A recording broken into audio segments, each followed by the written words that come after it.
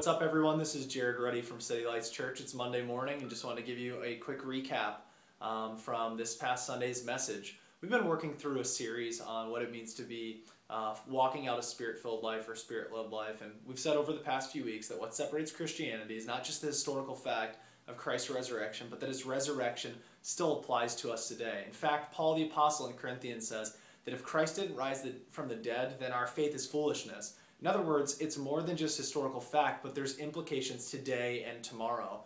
We understand then that through the Spirit-led life, we can become submitted to the Holy Spirit, to God Himself, and then we can walk that Christian life out. And this past week, we talked about in Luke chapter 8, the difference between pressing in to touch Jesus for ourselves and touching Jesus to know Him. And we see this with the woman with the issue of blood in Luke chapter 8. It says that she exhausted all of her money. She spent everything that she had. She went to every doctor she could, but couldn't be cured.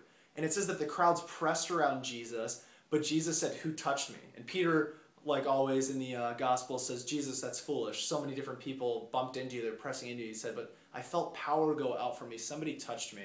There really is a dramatic difference between us bumping into Jesus or us touching Him just to get a religious obligation done, or just going to a church service, or maybe even feeling an emotion. Because I can imagine that night everybody had a story about touching Jesus or seeing Jesus, but only one person was healed. And today we still have that same opportunity in our hearts, that we can approach Jesus either just to have another story or an experience to gather around Him, or we can truly touch Him to be healed. Not just physical healing, but the fact that it says that she had a problem with an issue of blood. Blood speaks of a problem that no one can cure. It's something that's in humanity. And we understand that Christ has become our perfect sacrifice on our behalf. And I want to encourage you that as you seek the Lord, as you really just desire to understand what this whole thing's about, don't try to work yourself up into some religious obligations, but understand that Christ became sin for us on our behalf. Simply, we reach out to know Him, and that He is reaching out to touch us. I want to encourage you to continue to seek a Spirit-led life,